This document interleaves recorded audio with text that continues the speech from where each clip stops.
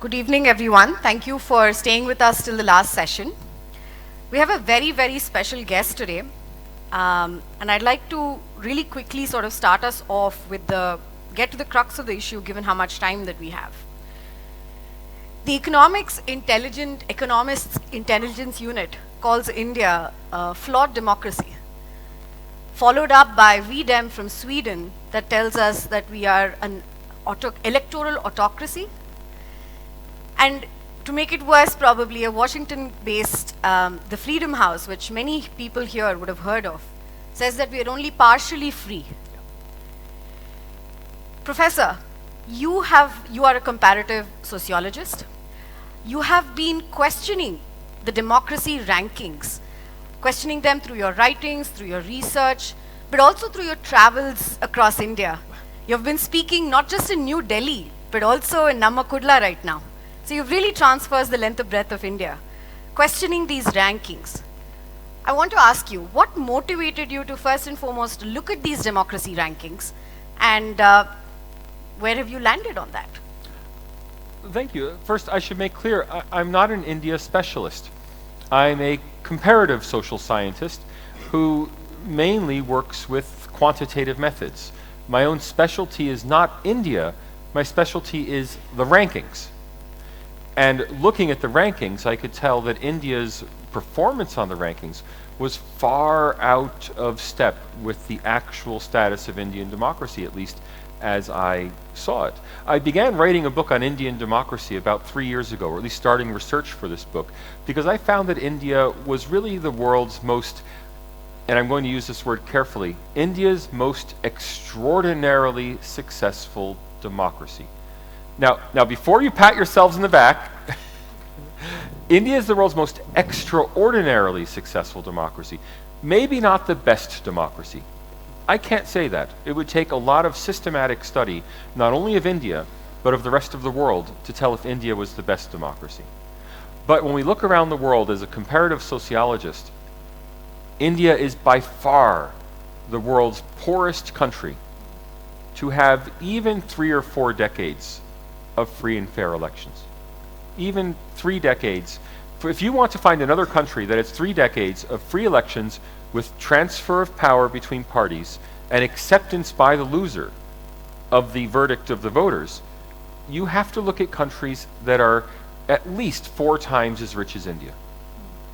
If you want countries that have developed their own democracy with no pressure from outside, so, I mean, Japan's a democracy, but the United States forced Japan to become a democracy.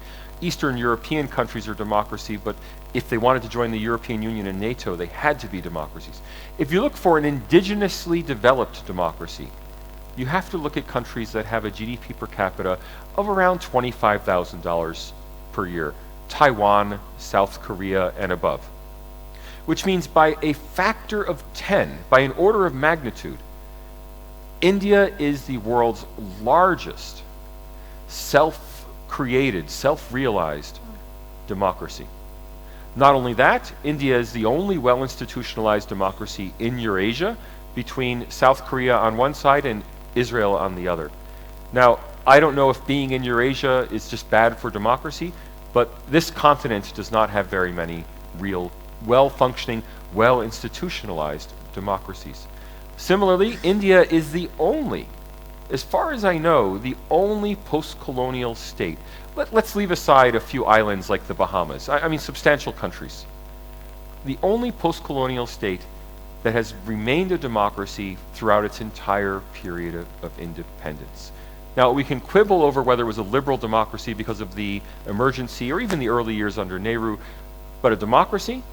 Yes, it's had free and fair elections with transfer of power. It's the only one of these post-colonial countries in the world when they had the crisis of democracy, which almost every post-colonial society had. Instead of opting for dictatorship, India, including Indira Gandhi, opted for an election. That's what makes India extraordinary compared to other countries. That is a fantastic sort of summary in terms of how our history has shaped our democratic institutions and values. I want to get to the point of where we are at today. ever since, especially since 2014, if I may word it that way, every other month we have somebody or the other, mostly from Western countries, telling us that democracy is not strong enough, our democratic institutions. Recently, many would have read George Soros of the Open Society Foundation made a very, he said a naive comment, but nevertheless, that India's democracy would be revived if the current leadership was overthrown. I wonder, I agree with you, yes, historically this might be an unfair categorization, but why is it that we are at the receiving end of such opinions? And I'm very curious, your problem with the methodology, where does that come from? So first, Indians seem to believe that Western institutions are rating India negatively. Western press, like Wall Street Journal, Washington Post, New York Times, are saying negative things about India. Look at the authors of those articles in the Washington Post, New York Times, Wall Street Journal. 80% of them have South Asian names.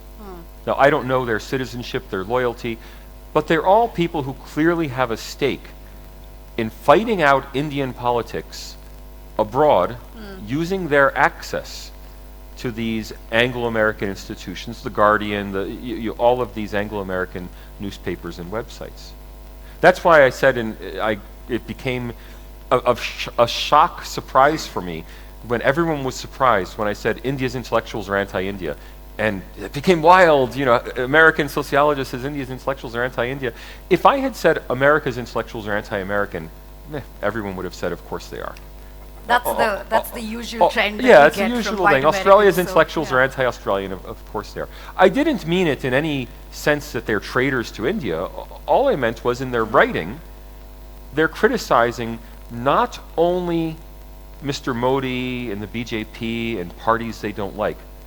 They're criticizing the state. The Electoral Commission of India, the Supreme Court, the state institutions are called into question whenever somebody they don't like wins an election. I'm going to push back on that. Is that not the role of the free press? Is that not the role of the activists to question the state, question the establishment? First of all, it's absolutely fine to oppose. Opposing the state is maybe a little much. When you oppose the state because you oppose the government, I think that's probably intellectually going too far. People do it all the time. American intellectuals do it also. My own president, Joe Biden, said last year that if his voting rights bill was not passed, Republican states would be no better than the totalitarian regimes of the 20th century. Nobody took that seriously. He said, and I mean it literally, he actually added that, totalitarian regimes in Florida, Texas, Oklahoma.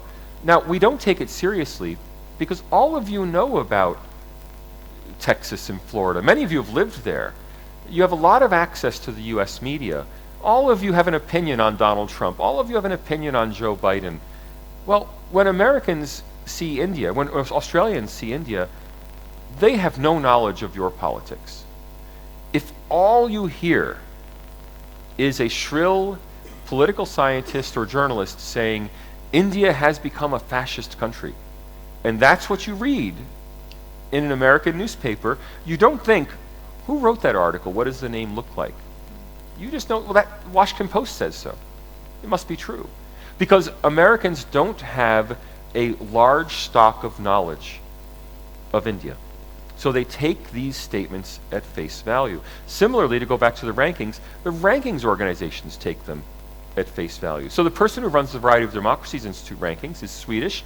He is an Africanist. He's an expert in African democracy. When they wrote an India report in 2019, they commissioned a young Indian scholar, a PhD student in England, to write this report for them. Now, the director of the VDEM, he's a Swedish specialist on Africa.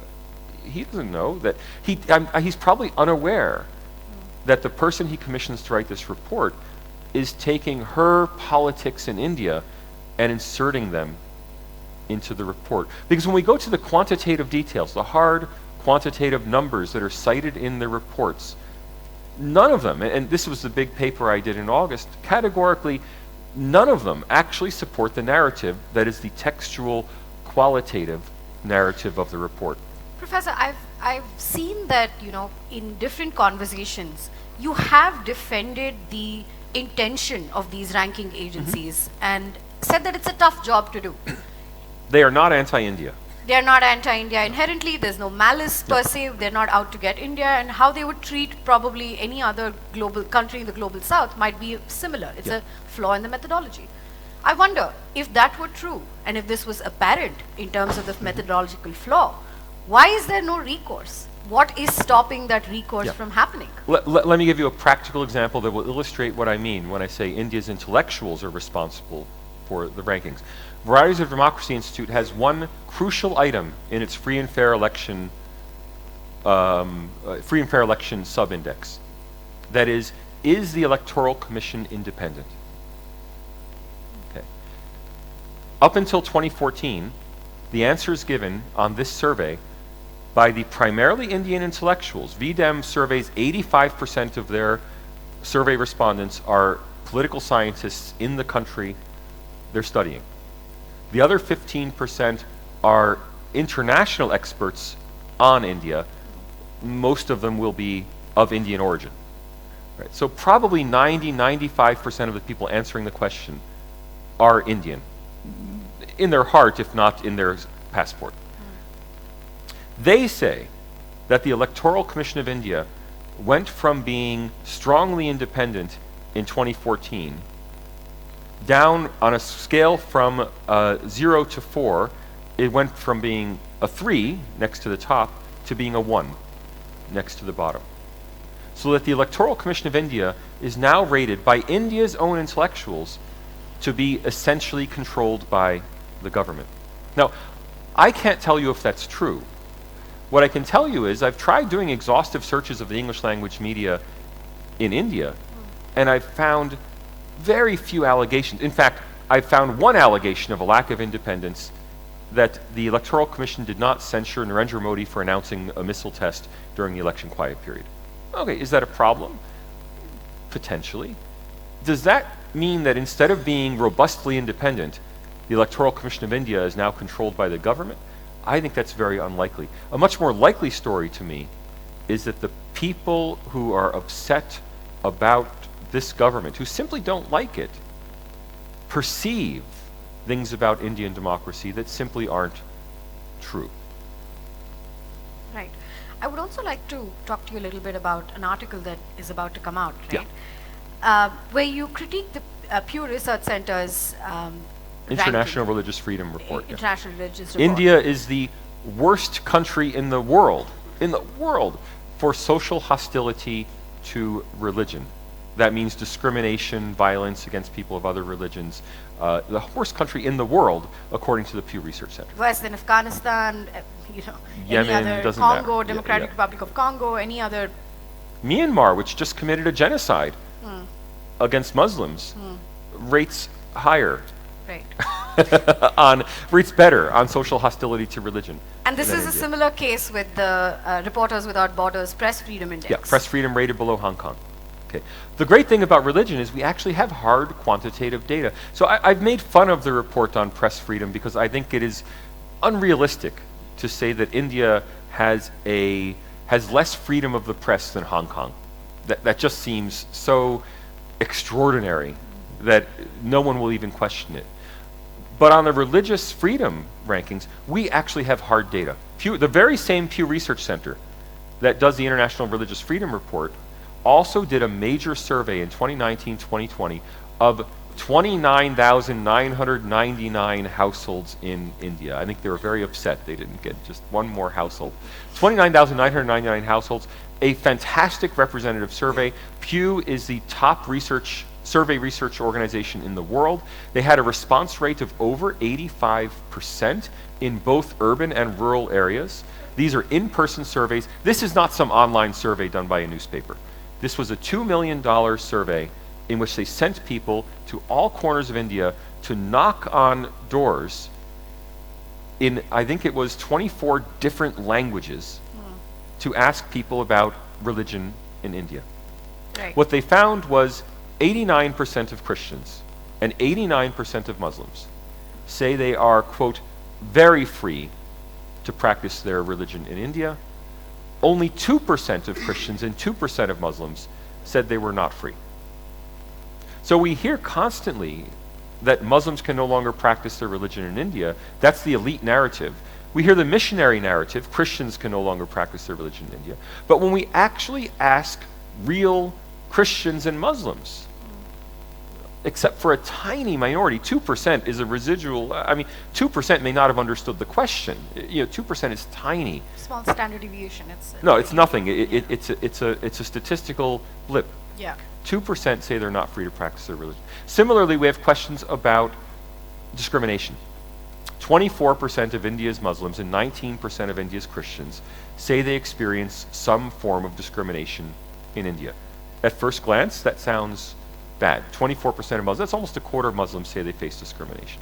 I might note 21% of Hindus also say they face discrimination, but I'll leave that aside. 21% of the number of Hindus that exist in the country is also a big number. If you look at it's a big number, but we deal in percentages in the social sciences. So 24% of Muslims say they've experienced discrimination. Okay, is that high or low?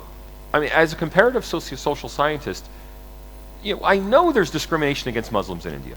Some Muslim somewhere in India has faced discrimination. And don't tell me it's never happened. I'm sure every one of you, if you're Hindu, you've seen it happen. If you're Muslim, you've experienced it. At some point, it has happened. The question isn't, does it happen? The question is, how bad is it? And luckily, we have, again, first-class comparative data, because Pew asked the exact same question in the United States. Not by religion, but by race. More than 80% of African Americans said they faced some form of discrimination. More than 40% of Hispanic Americans said they faced some form of discrimination. More than 40% of Asian Americans said they faced some form of discrimination. In other words, if we look at our own society and compare it to India, myself, Pew, we're Americans, we find that Muslims report less discrimination in India than Asian Americans report in the United States. Now, again, many of you have lived in the US. If you're Indian and you've lived in the US, you know there's some low-level discrimination against Indians in the US. It's not severe, it's not extreme, but it exists. There's also anti-Chinese discrimination in the US. We take it all as anti-Asian discrimination. But it's a low level. Right? We're not worried. It's not a major policy concern of international organizations. When Human Rights Watch looks at America, they don't say, oh, Asian American discrimination is a serious problem. Yet when it comes to India, we hear about anti-Muslim discrimination, but the self-reported perceptions are lower. Similarly, when we ask every major religious group in India, I think it was done for Hindus, Sikhs, Muslims, Christians, Jains. They were asked, what are the top problems facing India? And all four groups had the same ranking. Number one was unemployment. I think number one was unemployment. Number two was crime. Number three was corruption. Number four was intercommunal relations. Which means that communalism is considered a problem in India, but less of a problem than corruption. If I go systematically and ask Indian Muslims, what are your top problems? Tell me, because we want to solve them. Their answer on surveys is, first, get rid of crime. First, get us jobs. Second, get rid of crime. Third, clean up corruption. And only fourth, they say, communal issues. So I'm writing a book on Indian democracy, and the first chapter is about Uttar Pradesh and the yogi. I thought it was a fantastic way to introduce Westerners to the idea of India. Folks in Uttar Pradesh. Well, is Yogi Adityanath popular among Muslims? Well, he's not super popular. Not like he is among some Hindus. But if he's fighting corruption, if he's fighting crime, those are higher priorities for Indian Muslims than communal violence. You're definitely, at least from my personal experience, have a better understanding of India than most people in the US who are writing articles about India, who would characterize the country right now in every single article as a Hindu nationalist, maybe a fascist state. I wonder, where is that link getting sort of missed? The narrative is being driven by journalists and by qualitative social scientists. And journalism is all about finding the evocative case. You want a great story.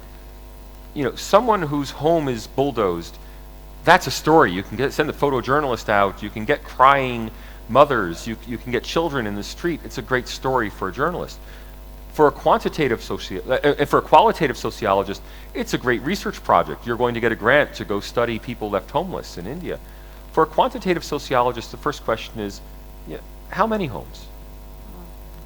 No, we don't want homes to be bulldozed. Were they legal or illegal? And how often did it happen? I mean, in a country of 1.4 billion people, miscarriages of justice happen every day. In America, miscarriages of justice happen every day. And a lot of people have got the feeling that I'm somehow apologizing for miscarriages of justice. I'm not. I'm contextualizing them. I mean, my favorite example, if I can give just one more number, the press freedom reports always cite the number of journalists killed in India, more than in any country in the world. You do the simple, outside China. You do the simple arithmetic. How many per billion? I mean, how frequent is it for a journalist to be killed in India? 3.5 per billion over a decade. 6.3 per billion in rest of world. So the real quantitative narrative is that it's safer to be a journalist, almost by a factor of 2. It's safer to be a journalist in India than in rest of world. And rest of world includes America, Europe. Rest of world is not poor countries with $2,000 GDP per capita. If you compare India to Nigeria, that's a like-for-like comparison. Now, my friend Rajdeep Sardesai, he goes on and on about being attacked by a crowd at Madison Square Garden. First, it was an American crowd, but an Indian American crowd. And it's terrible, and I sympathize with him. Of course he shouldn't be attacked. He should be free to report. But how often does it happen? Right? I'm very sorry for him. That's the journalist's perspective. Right. The social scientist's perspective is, give me some numbers on it. So you've been speaking to people from different parts of India as well as different worldviews and leanings. And I think the first sort of pushback that you get is that that doesn't necessarily mean that we shouldn't be reporting or that one life killed is not important. Yeah. This comparative perspective is incredibly refreshing for us. I must say, commend the fact that you are sitting here studying our country, not from the lens of everything that's already been, taking it for the word, but actually going in and looking at it. Your personal interest, Professor, what brought you to this? Was it just an academic purely problem academic that you wanted to? Purely academic. But clearly you're enjoying yourself I'm a lot enjoying more. it. It's a lot of fun, but I tell people, everyone wants to tell me the truth about India, and I politely listen, and then I try to forget it. Because I can't cite in an academic journal article, Kumar told me that such and such is true. I need the numbers in the documents. And that's what I'm looking for. That's why my intention was to write my entire book without visiting India. Because I wanted to base the book entirely on data and documents without recourse to any personal experiences of India. Now, I was invited to India by India Today, and it was such an opportunity to go to the India Today conclave. I thought, all right, I'll break my self-imposed exile. But I had no particular interest in India. As a social scientist, I mean, I'm not Hindu, I'm a vegetarian, but honestly, forgive me, I much prefer pizza to Indian food.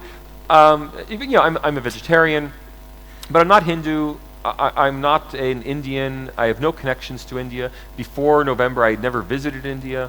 For me, it was all driven by the exceptional case. And I'm not the only one. I mean, the famous political scientist Adam Przeworski wrote in the late 1990s this exact same thing. The truly exceptional case of democracy is India. People should study it. And nobody took him up on that proposition. But I'm eager to do so. Could we know how? Oh, again, data and documents. So I went back. The first thing I did was reading. Whenever you start a new project, you have to go back and read. And I started. I started with the Chicago speech of Vivekananda. Sorry, I started with Vivekananda's Chicago speech. That was kind of my starting point for understanding India, and I read a lot of Vivekananda. But I quickly went forward to the independence literature. So I found it fascinating that India is the only major democracy other than the United States that has a substantial self-examining literature about what kind of democracy Indians would want to have. So, and the U.S. authors, Hamilton, Jefferson, they wrote short pamphlets in proto-newspapers. We didn't have newspapers then, but little pamphlets for printing presses. The Indians all wrote books, right? So, of course, I read Hind Swaraj and I read Discovery of India, but I quickly discovered Savarkar and I quickly discovered Golwalkar. Forgive my bad pronunciation. I read Prasad's book on partition. I read Ambedkar's book on partition. I read a lot of the Muslim sources. Many of the Muslim ones were anonymous. I'm not sure why, so I can't give you the names. But there were also Muslim books published in English about partition. And I started with that literature, and the first chapter of my book focuses on the yogi as an introduction to the West. Second chapter focuses on the independence movement. Going back to those documentary sources.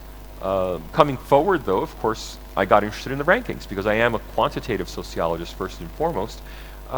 What I had seen about India seemed completely at odds with the rankings, and that's what drove it. And my work in August in the rankings was not very heavy-duty quantitative. I mean, all I did was some simple arithmetic. I have a new paper coming out March 1st in Australia with an organization we've started in Australia called the Indian Century Roundtable, and that paper will be a complete methodological and statistical unpacking of the Varieties of Democracy Institute rankings, which is really what I personally do in my academic life. You mentioned that you prefer pizza, but your much so. tweet on how good Indian railway food has gone viral. And you are our newest sort of Twitter celebrity in India. So was the food really good? The food was fantastic. Was that Look, some content? I was shocked sitting in second class. I couldn't get a first class ticket. Forgive me, I wanted to travel first class. Couldn't get a ticket. I'm told that for first class you had to reserve 6 months in advance. I don't know. I was reserving a month in advance. So I had the second class ticket on a sleeper train, lower berth, but I'm not sleeping. I'm just, crouching under the. And I was shocked when they came around with hot, fresh food. Yeah. And I thought, no, not just a bun in a wrapping or something. Hot, fresh curries. I thought, incredible. I'm going to take a photo of this and put it on Twitter. And when Mr. Kumar, the railway porter, saw me taking this photo, he was worried. He asked, is everything okay? But he didn't speak English. He asked someone who spoke English. And I said, no, I'm posting it to tell the minister how good your food is. And so then he said, and he wanted to take a selfie. So I said, perfect, we'll take a selfie together. And I did the photo of the food before, the photo of food after. It was a veg curry. Some of the newspapers misreported it as chicken curry. I am a vegetarian. I have been for 12 years. Yeah, so I am vegetarian. And then I was all ready to do this tweet. I'd done the image. And then they come by with ice cream. And this is second class and I'm getting free ice cream on the train. I was, the food was better than Indian Airways. Hopefully the Tatas will improve India Airways, but it was incredible. I flew here courtesy of, and if anyone's going to be in Delhi next week, I was flown here courtesy of the Art Festival, which will be next weekend in Delhi. Not here to Mangalore, but I was flown to India. They flew me business class, which is very rare. I mean, academics don't fly business class. And so I thought, what a luxury. The second class food on the Indian Railways was better than the business class food in Air India. I think that sounds about right. Absolutely. I'm not sure how much time we have, but I really wanted to pick your brain on the one article that you wrote where you talked about the collaboration, the understanding that liberal West has with Islamists across the world, and how that, how India and being anti-Hindu, I like that you've defined very clearly that Hindu phobia is not what is really going on. At least that's not the predominant thing. It's anti-Hindu, and how that anti-Hindu is the new anti-Semitism. So I'd love for you to touch on that. Mangalore, where we are, has had a lot of difficult incidents in the recent past, as well as many years ago as well. And it's always a difficult thing to communicate, similar to the UK protests that happened, where there is a point of view that is pursued by the Western media, funded by, I can't say this with authority, but Islamists across the world. This very weird, unholy sort of collaboration that's happening. You've written about that. I'd love to hear from the perspective. Well, actually, it's you said unholy. My Monday paper for Quadrant Magazine that'll come out Monday is actually called Unholy Alliance but between Islamist Christian missionaries and international NGOs. Look, when I talk about anti-Hinduism, the first thing I want to be clear, a lot of the US organizations have started pushing the idea that there's Hindu phobia in America. They say, well, the Muslims get a phobia, we want a phobia too. The Muslims get protection because from Islamophobia, we should get protection from Hindu phobia. The fact is, there is real Islamophobia in the world. Some of it is rational. So many people are afraid of Muslims because they see them as a security threat. And we just had a big report in the UK, an independent review of anti-terrorism, that said the UK government has to own up to the fact that the primary threats are Islamist threats. It can't stop it. So there's a lot of rational Islamophobia. People are afraid of terrorism. People are afraid of religious violence. People are afraid if you say something negative about the Quran or about Allah, you'll be beaten up. Or we've seen that in India. I mean, that's something that we live with. But people have, though it's very rare in India. It's very, no, quantitatively, again, I'm going to push on this. Quantitatively, it's very rare. I'm not saying it doesn't happen. Sure. So people have a rational fear of Islam in some cases. But there's no real fear of Hindus. People in America are not afraid of Hindus. There's very low levels of crime, low levels of violence among Hindus in America, Australia, the United States. People don't have a fear. It's not a fear. Instead, what we've seen is something much more akin to anti-Semitism. It's a resentment. It's an anger, a resentment, people being specifically against Hindus, and mostly at the elite level. So in my reading, the same sorts of institutions in the UK and the US, mostly at Harvard and in some places in the UK, especially in the London institutions, in the Labour Party in the UK, we see the same people and often the same organizations that have been for the last 20 or 30 years resurrecting anti-Semitism under the guise of anti-Zionism. They all say, we're not anti-Semitic, we're just anti-Zionist. Why is this white professor from Chicago so angry about the Palestinian situation? Because they're not just studying it, they're angry. I strongly suspect it's motivated by anti-Semitism. In the same way, we've seen people say, I'm not anti-Hindu, I'm just anti-Hindutva. And being anti-Hindutva has been the new socially acceptable way to be anti-Hindu. It's an elite movement. It's not something that happens among ordinary Americans. Those of you who've lived in the US will know that ordinary Americans don't hate Hindus. There's nothing like that. It's a bunch of Harvard Americans. If you read Rajiv Malhotra's book, Snakes in the Ganga, you'll see lots of references to this. He calls it Hinduphobia, but I think anti-Hinduism is a much more apt term for it, because it's not fear. Hatred is a very different emotion. As a freshly minted Harvard graduate, I can vouch for the fact that... But there's this strange alliance, and this will be in Monday's paper. I'll be exposing this alliance between Christian missionaries who are themselves certainly not in favor of Islamist narratives, but they're working with Islamists, not Islam, not Muslims. Again, these are not ordinary day-to-day Indian Muslims. These are international Islamist activists who are working with Christian missionaries and with NGOs. Many international NGOs, human rights NGOs, have almost been taken over by Islamist viewpoints. And like the UN Human Rights Council has been taken over time by Islamist viewpoints. So we see this combination of Christian missionaries, Islamists, and international human rights organizations who have long been anti-Semitic. I mean, we've all known that these groups are anti-Semitic.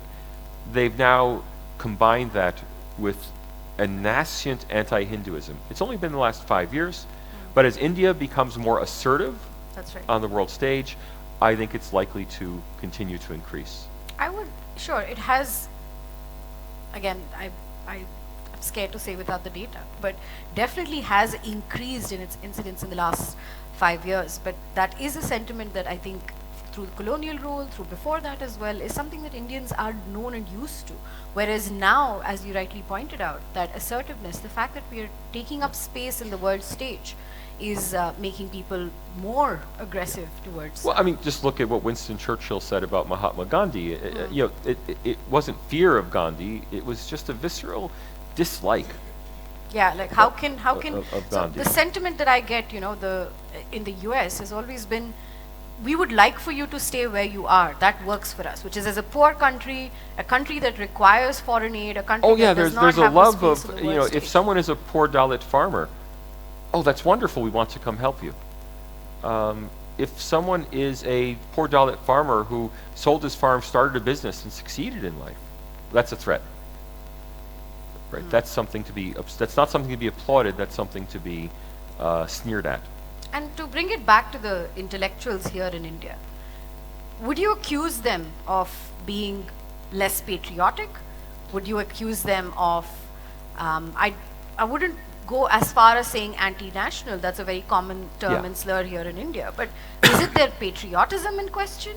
Is it their work ethic in question? Is it the fact that they probably cannot make way in the Western world without going with that narrative? What No, is? look, I don't want to blame journalists. I don't want anyone to go out and beat up a journalist because Salvatore said India's intellectuals are anti-India. Journalists pursuing what they believe is the truth is perfectly fine.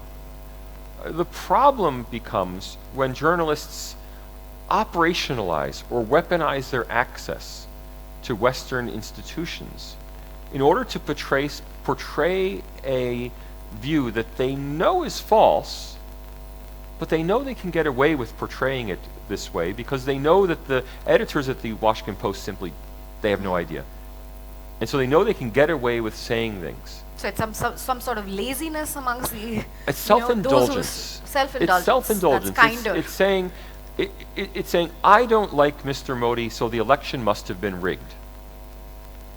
That's very self-indulgent. Now, not liking Mr. Modi is fine. I mean, you may not agree. I don't know who supports Mr. Modi, who doesn't. But I, as a social scientist, I certainly have no objection to robust opposition. In fact, I've said repeatedly that the biggest challenge to democracy in India today is that the opposition is not robust enough. India needs a better opposition. Yeah, I think That's the biggest challenge, is that India's opposition parties have to get their act together to present not a united front. They don't need to combine, but there needs to be, presumably out of Congress, or if not out of some other party, maybe the Aam Aadmi Party, someone has to professionalize their approach to politics to the same level the BJP has in order to offer a robust alternative, a robust national alternative to BJP. But that's not the BJP's responsibility. You can't go to the BJP and say, Congress needs your help. Could you lend them some RSS volunteers, to develop their local ground? That's never going to happen. I mean, it looks like that's where we're headed at this But point. but that's the biggest problem. Yeah. There are no massive institutional failures of the kinds we see people suggesting in the Western media.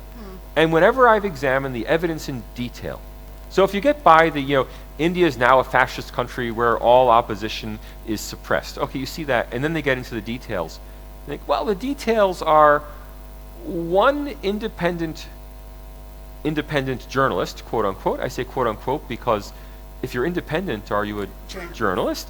One independent journalist who was hanging out with known terrorists was arrested along with the terrorists and imprisoned without bail, but the Indian system allows imprisonment without bail. I don't approve of that. America's constitution prohibits imprisonment without bail, but your constitution allows it in security cases, UAPA. And that's a Congress law. That's not a BJP law. All right. Well, if that's the worst, because every time I see it's impossible to report independently in India, I hear this one case repeated endlessly. Well, as someone who reads systematically, and I try to read as many things as possible, I try to survey the media. I'm not trying to read one magazine or another. Yes, I read Swaraja, but I also read India Today. My newspaper of choice in India is the Indian Express, which I read daily. And people say, Salvatore, how could you read that terrible newspaper? No, it's an excellent newspaper. I get lots of news from, but I always cross-tabulate it against others. And when I see repeatedly, when people say journalists cannot practice freely, one very questionable case, I say, well, if that's the worst there is, I mean, I could say U.S. doesn't have freedom of expression because Julian Assange is being charged and Manning, I forget his her new name. Manning is being charged. The people are being charged from the U.S. with WikiLeaks. Well, they're independent journalists. Is the U.S. is the press in America no longer free because Julian Assange is being sought for extradition for trial in America? Now, if that's the best you have, when Tucker Carlson is arrested and dragged from the studio in Fox News, then we start being very concerned. Interestingly, here too, the narrative is that if there are particular persons who are under attack in the press, that does not get as much of a, it doesn't get exaggerated as much as the other side. I just, maybe we can move to questions after this. I wonder, I know that you have a lot of Twitter followers now, that newly No, I have a lot of very active Twitter followers. You're a Twitter star now, but yeah. Has there been pushback from the academic community in India? Has there been pushback from your colleagues? Have you received? So there's probably been pushback from Indian intellectuals, but I don't notice it because, with apologies, I just don't have time to read my Twitter feed. That's so so unless you DM me, once in a while I like to get into it just to see what people are saying and then respond. I used to respond to every single person who commented, but it's just become impossible. So I don't do it. So I presume Indian intellectuals are doing this. I know there's one, I'm forgetting his name, there's one fellow who's at a Peace Research Institute in Stockholm who, Harsh, anyway, he was very negative, and I joked back and made a joke at his expense. I do enjoy humor. I was just about to say that I think what's incredibly refreshing and kind of working in your favor is not just the fact that you're so dedicated to your academic rigor, but also that you have a funny bone. And Twitter is not an academic venue. Look, there's no humor in my academic work. Right. But Twitter's not an academic venue. You balance it out. Look, in Australia, I write a humor column. In Australia, I'm mainly known for political humor, not for serious academic work, because for the last several years in Australia, I've been writing a political humor column, and I really enjoy it. On Twitter, it's just a lot of fun. Right. So when Rahul Gandhi went to the Lok Sabha after his yatra, and he gave this big speech, against Narendra Modi, and the picture in the Indian Express had him with his wild hair and wild beard, and I simply said, don't they have barbers in Delhi? And a lot of people, and I even had fans of mine saying, please, please, Guru Babones ji, don't lower yourself to these kind of political insults. And I said, guys, I'm not your guru. I'm not your Professor G. Right. I write what I want to write, and I enjoy it. I'm very much an American individualist. I'm not Indian. These aren't my debates. But, when you poke fun like that, okay, a few people get upset. A few people think, oh, you're reducing yourself somehow. I just think often with humor you can get at the nub of things in a way that you don't necessarily, or at least people don't know about it if you write 800 words on it. I think I speak for so many people here when I say that this is, it's really refreshing, this perspective. I can't tell you that, we have only heard a certain set of people say the same things, and this combination of academic rigor and lightheartedness, which you say you don't mix, but nevertheless, I think is something we should all aspire to. With that, I will, pass on to questions. If you could keep it to one question and make sure it ends with a question mark, that would be great.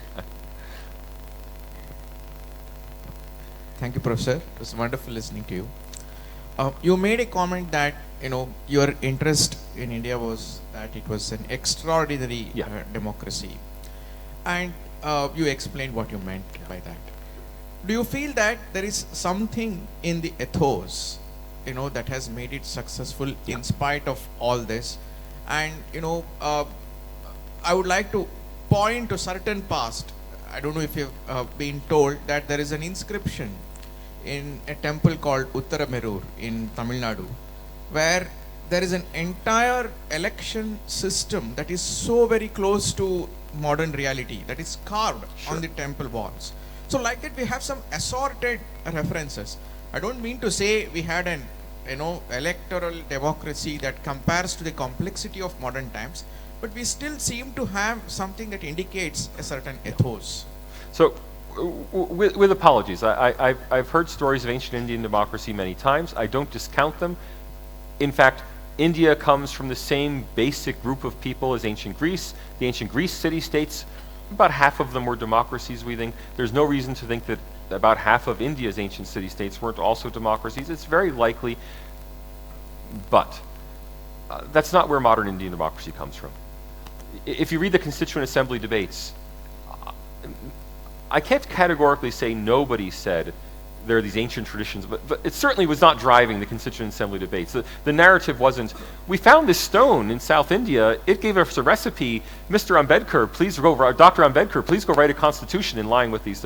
So the India's Constituent Assembly debate was conducted entirely with reference to modern examples of democracy that had developed mostly in the United States and Western Europe, with some references to other examples. Today's, whatever you may think and be proud of about ancient India, today's Indian democracy does not derive from ancient Indian democracy. And I might add, neither does today's Western democracy. We get, in the West, we get our democracy terminology from the Greeks. But modern Western democracy really dates from the American colonies in the 17th century and state-level democracy. And there's a whole thesis around, it's called the frontier thesis, I won't get into here, that when you put people out on the frontier and they have no government back home to tell them what to do, they pretty much just say, well, we'll take a vote. Right? The Indians are attacking, not your Indians. The American Indians are attacking, what should we do? And should we stay here or move upriver? And you take a vote. And that's really where American democracy comes from. And ultimately, the rest of the world's democracies today derive from that kernel of American democracy in the 17th century. So American institutions do derive from English institutions, and I would say American liberalism derives from Britain, but the actual decision to take votes democratically very much is homegrown in frontier conditions in the US. Sir, my question is with regard to the economy, present economy of America and Western Europe. Western Europe economy is coming down due to gas crisis. And whatever things, the inflation is roughly around 10 to 15%. Yeah. In America, it is above 25%. What is your opinion on that? Because due to exports to China is lagging behind. Sure. And presently, China is expecting more things to be done, but due to this balloon problem, it has come down like anything. Sure. So first, this goes back to my... I'm asking you a specific thing. How do you think India will get benefit out of it? So first of all, India gets no benefit out of it. The best thing for India is if the rest of the world grows quickly, that creates greater demand, and India would benefit. Everyone benefits from everyone else growing. There's no zero-sum game in economics. But I dispute your inflation figures, but let's leave that aside, whether inflation is 25% or 15% or 7%. Let's leave the actual inflation figure aside. The US economy has grown at about 2% per year consistently over time since the earliest numbers we have, which are around 1860. I strongly suspect that the US economy is robust enough to grow for another 160 years at roughly 2% per year. Europe, however, is my strong impression, is in long-term decline relative to the United States. So I think European growth has been lower than American growth for quite some time now.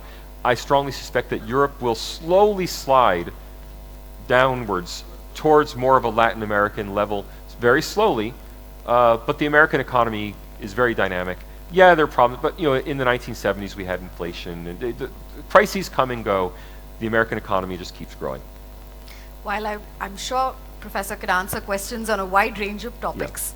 But we should focus on the democracy yes, issues. yes. On a lighter note, it's not a question, but seeing the way you're retired, I think you'll spawn 1,000 memes tomorrow.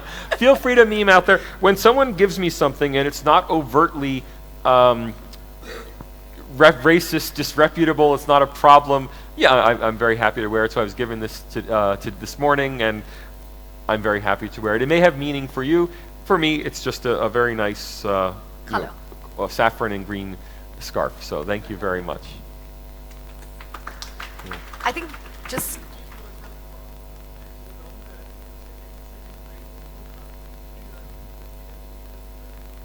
yeah, I invited everyone to come. And look, I love meeting people. I wish I could respond to everybody on Twitter, but yes, I found out at 1 a.m. and invited my friend to breakfast, and it's really great just to meet people. My favorite thing at an event like this is meeting people.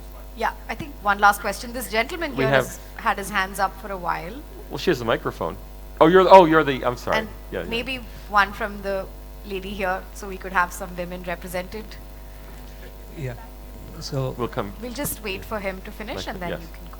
So hello, Professor. I'm Dr. Satish. I'm a surgeon here. We follow each other on Twitter. Great. So my question is an extension of what just Surabhi made. Is there a pushback to your refreshing view of the position on India? So I'm going to, you said you're a quantitative sociologist. So I'm going to quote a quantitative data based on a research paper in the Journal of Mass Communication, which says an analysis of global coverage of events in India. So this is a research paper in a journal. So the conclusion is basically based on that there is a bias. Now, my generation, I'm close to 50. So we have slowly realized that the bias is basically a couple of decades old effect of colonialism and a Eurocentric view of the entire world, which we are now increasingly able to resist and oppose and voice out the same. And that's why we find your view refreshing. Now my question is, this bias largely has to do with basically money and finance. Okay, the colonial masters, so earlier they made money based on slavery and the colonial this thing, and now there's a financial nexus which basically continues to keep them, the dollar is artificially kept high and so on. And now India is rising, so we are opposing to that, and this bias has largely been funded. Okay, so it's an artificial bias because all these intellectuals, whether Indian or abroad, so they are paid, to put it in a simple. So my question is, has there been a pushback? Have you, your stand is totally opposite to what typical international speakers are. So my question is, have you come across an incident where you have been offered an inducement? Sorry for being blunt. Yeah, but that's my question. So no, I've been offered no inducements of any kind.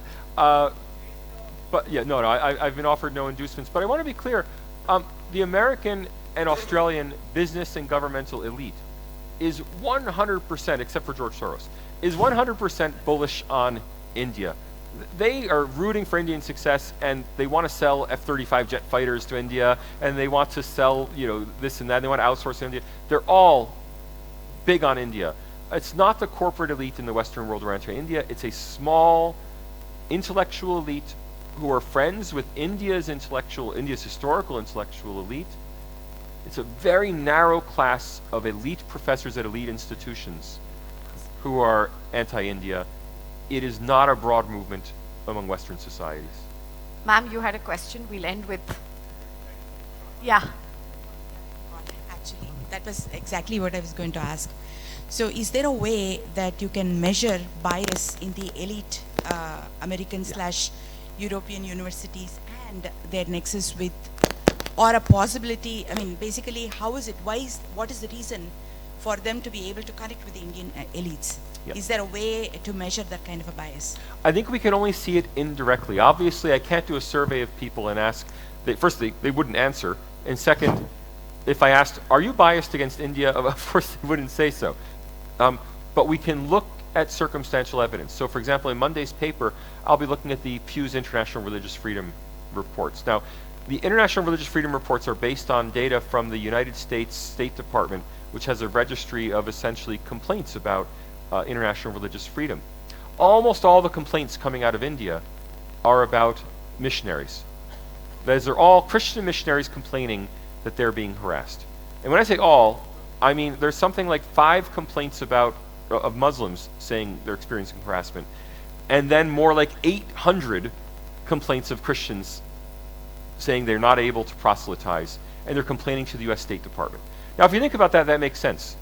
I mean, who's going to complain? What Muslim at a local mosque here is going to think, I've been disrespected by the police, I'm going to complain to the US State Department?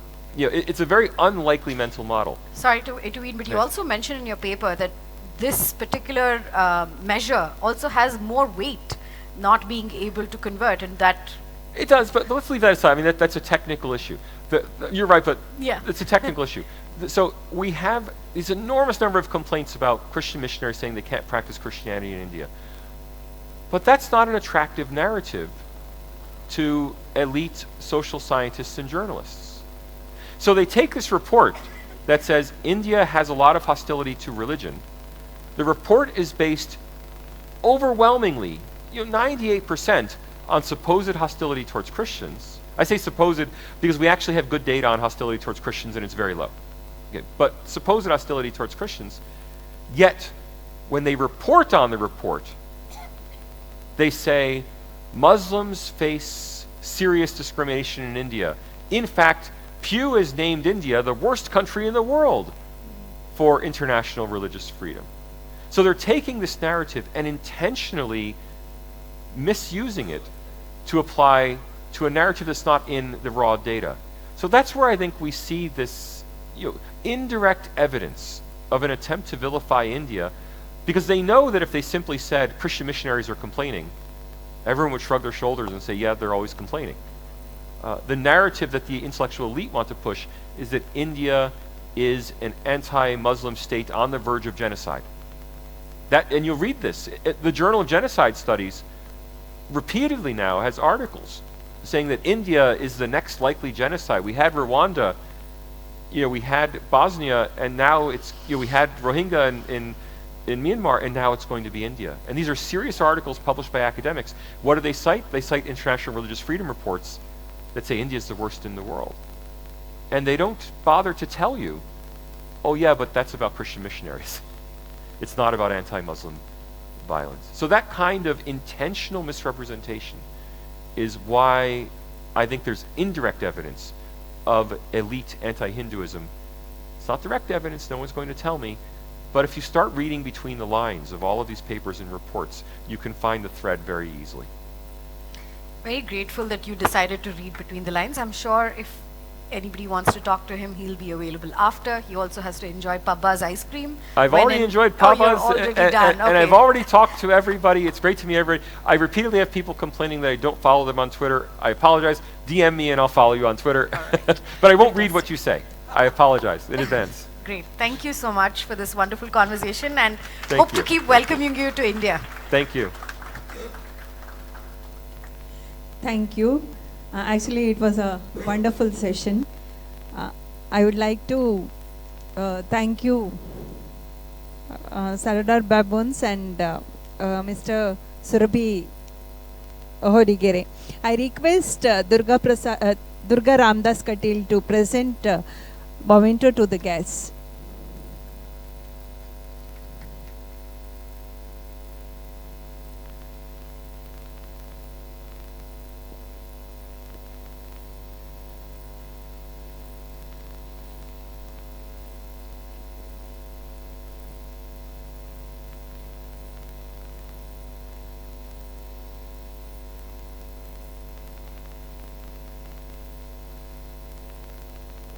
Thank you one and all.